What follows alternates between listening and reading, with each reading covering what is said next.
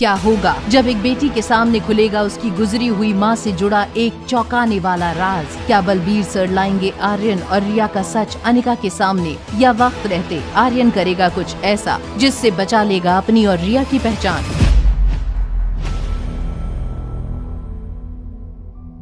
Balbir uncle, कहाँ हो आप? क्या आप मॉम को मेरा और रिया का सीक्रेट बता दोगे?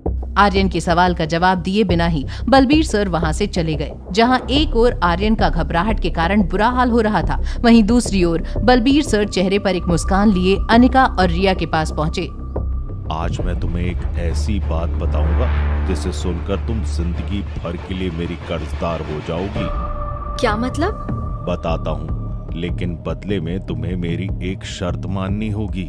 कैसी शर्त? बलबीर सर ये तय कर चुके थे कि वो अनिका को उसके खोए हुए बेटे यानी कि आर्यन के बारे में सब कुछ सच सच बता देंगे। बलबीर सर की बातों से अनिका की बेचैनी बढ़ती ही जा रही थी। तभी अनिका ने वापस से पूछा, आप साफ साफ क्यों नहीं बता देते कि बात क्या है?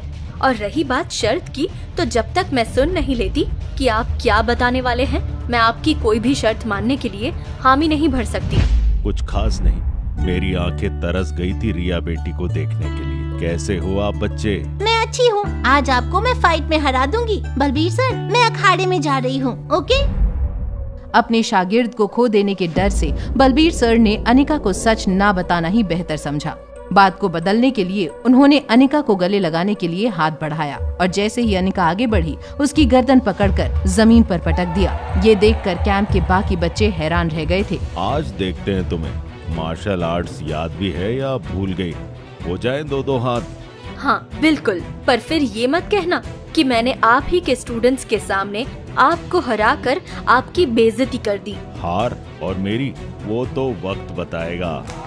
कैंप के बच्चों को यकीन नहीं हो पा रहा था कि अनिका जैसी खूबसूरत लड़की मार्शल आर्ट्स में इतनी माहिर हो सकती थी। लगभग 15 मिनट की लंबी फाइट के बाद अनिका बलबीर सर से जीत चुकी थी। अगर बिना प्रैक्टिस के तुम जीत सकती हो तो जरा सोचो, अगर तुम सही से प्रैक्टिस करो तो न सिर्फ इंडिया बल्कि वर्ल्ड चैंपियन बन सकती हो। मेरे पास कहाँ इतना टाइम रहता है कि मैं रेगुलर प्रैक्टिस करूं। जानता हूँ एक नंबर की आलसी हो तुम, लेकिन अपनी बेटी उसे तो बना सकती हो ना बेहतरीन फाइटर। रिया? नहीं, बिल्कुल नहीं। मैं नहीं चाहती उसे ऐसा कुछ भी करने की जरूरत पड़े। मैंने शुरू से रिया को एक राजकुमारी की तरह पाला है और आगे भी ऐसा ही करूंगी। मुझे लगता था शायद तुम अपनी माँ जैसी मजबूत होगी, पर अफसोस तुम उसके जैसी बिल्कुल नहीं हो। तुम तो बेहद कमजोर माँ निकली, जबकि तुम्हारी माँ एक असली चैंपियन थी। बलबीर सर, क्या आप मेरी माँ के बारे में कुछ जानते हैं? प्लीज आप उनके बारे में जो भी जानते हैं मुझे बता दीजिए।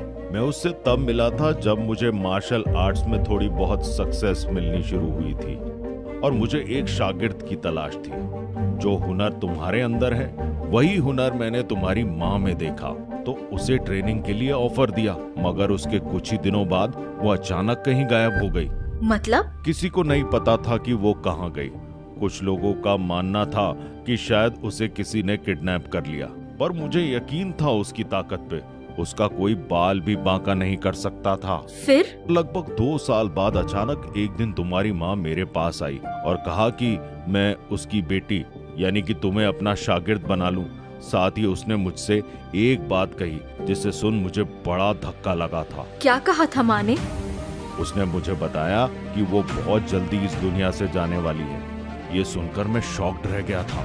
उसकी दी हुई इंफॉर्मेशन से जब तक मैं तुम्हारे पास पहुंचता उसके पहले ही वो चल बसी, मगर जाने से पहले वो अपनी सारी जिम्मेदारियां निभा कर गई थी। किसी को उससे कोई शिकायत नहीं थी सिवाय एक शख्स के।